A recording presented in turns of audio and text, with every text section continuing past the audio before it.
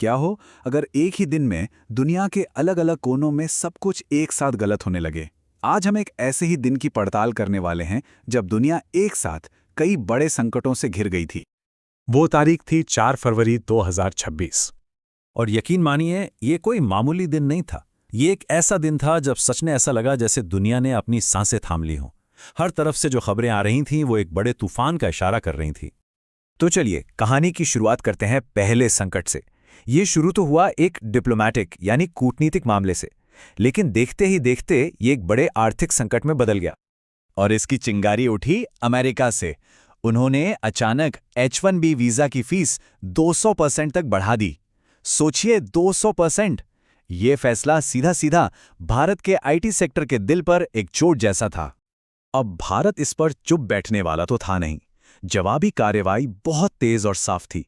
विदेश मंत्रालय ने तुरंत अमेरिकी राजदूत को बुलाया और सीधे शब्दों में कहा कि ये पॉलिसी भेदभावपूर्ण है, मतलब डिस्क्रिमिनेटरी है।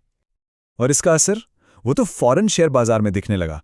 भारत की जो बड़ी बड़ी IT कंपनियां हैं, इन्फोसिस, TCS, विप्रो, सबके शेयर एक ही झटके में एक ही दिन में 5 से 6% नीचे गिर गए। एक बड़ा झटका था ये। तो एक तरफ तो ये आर्थिक उथल-पुथल चली गई थी, लेकिन कहानी यहीं खत्म नहीं होती। उसी वक्त दुनिया के 2 और हिस्सों में मिलिट्री टेंशन यानी सैन्य तनाव अपने चरम पर था। चलिए यूरोप की तरफ देखते हैं। यहाँ माहौल बहुत गरमाया हुआ था। एक तरफ रूस ने अपनी न्यूक्लियर ट्रेन तैनात कर दी, जो कि एक मोबाइल मिसाइल सिस्टम है, और इसके जवाब में नेटो ने भी कमर कस ली और अपना एक बड़ा मिलिट्री अभ्यास शुरू कर दिया। और ये कोई छोटा मोटा अभ्यास नहीं था, बिल्कुल भी नहीं। जरा इस आंकड़े पर नजर डालिए। 90,000 सैनिक, नाटो के 32 देश मिलकर ये ड्रिल कर रहे थे। मतलब ये अपनी तरह का एक बहुत बड़ा शक्ति प्रदर्शन था। अब यूरोप से निकलकर अरब सागर की तरफ आते हैं। यहाँ एक और मोर्चा खुला हुआ था। चीन और पाकिस्तान मिलकर एक नेवल ड्रिल कर रहे थे। और चिंता की सबसे बड़ी वजह यह थी कि इस ड्रिल में चीन की न्यूक्लियर सबमरीन्स भी शामिल थी। जाहिर है भारतीय नौसेना को फौरन हाई अलर्ट पर जाना पड़ा।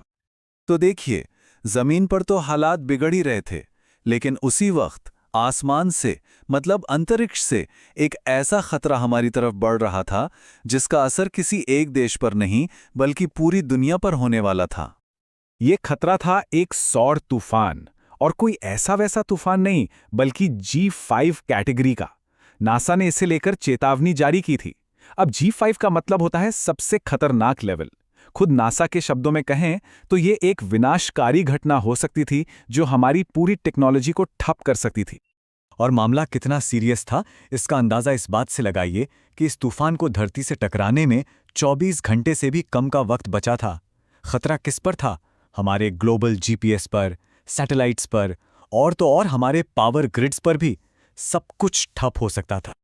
तो सबसे बड़ा सवाल जो उस वक्त सबके दिमाग में घूम रहा था वो ये था कि क्या दुनिया एक बड़े इंटरनेट ब्लैकआउट की तरफ बढ़ रही है? क्या सब कुछ बंद होने वाला था? तो अब देखिए, मुद्दा ये है कि ये सारी घटनाएं जो सुनने में अलग अलग लगती हैं, ये सब एक ही दिन हो रही थीं।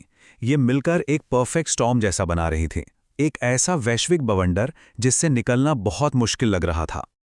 तो चलिए एक बार जल्दी से इन चारों संकटों को एक साथ देखते हैं। पहला, भारत अमेरिका के बीच आर्थिक लड़ाई। दूसरा, यूरोप में नेटो और रूस आमने सामने। तीसरा, एशिया में चीन पाकिस्तान की नौसेना का अभ्यास। और चौथा, अंतरिक्ष से आता एक G5 सोलर स्टॉर्म का खतरा। सब कुछ एक ही दिन।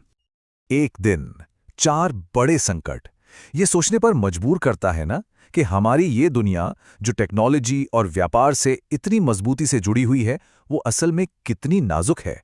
और सबसे बड़ा सवाल, क्या हम ऐसे किसी अगले तूफान के लिए तैयार हैं?